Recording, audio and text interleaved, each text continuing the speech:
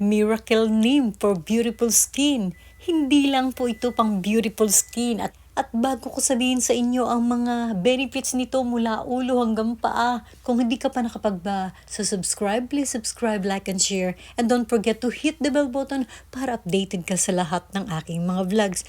So, pakita ko muna sa inyo ang paggawa ko ng neem oil. So, hinugasan ko itong mabuti at ito ay inilagay ko sa kumukulong coconut oil. Dalawa yung aking gagawin dito. So, ito ay aking medyo tutuyuin at aking ipapak sa aking ulo. So, maganda ito sa buhok, maganda ito sa anit natin, nakakalakas na humaba ng buhok. So, yung isang gagawin ko naman ay talagang papatuyuin ko to at gagawin ko talagang oil. Para bago ako maligo ay pwede akong maglagay ng oil sa mukha at pwede rin naman bago ka matulog ay kukuha ka ng konti at talagang maglalagay ka. So ito ay may kapaitan kung kaya napakaganda ng kanyang benefits. So ang matatanda rito sa Japan ay talagang ginagawa nilang tsaa. Alam niyo ba, dahil nga sa maganda ito sa katawan, so ang ginagawa ko talaga dahil sa sobrang pait nito, hindi ko na ginagawang tsaa. Ginagawa ko dito ay talagang kapag laga ay aking nihiwa na maliliit. At saka ako ginagawang parang gamot. Iniinom ko na lang siya ng merong kasamang tubig.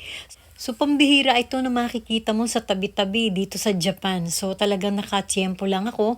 At ito nga, binlog ko. Kung marami kayo dyan sa inyong makikita sa palipaligid, ay talagang napakaganda. So, para malaman nyo talaga na iyon ay talagang miracle neem, ay gumamit kayo ng Google. Picturean nyo at makikita nyo na kagad kung anong klase ang mga damo-damo or mga dahon.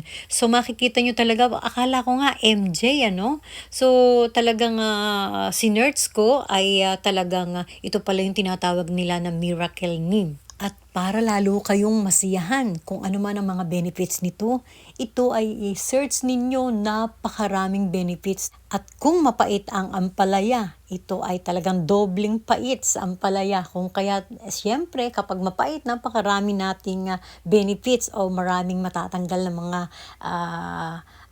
bacteria sa ating katawan. So guys, thank you so much guys for watching and see you to my next vlog. Bye!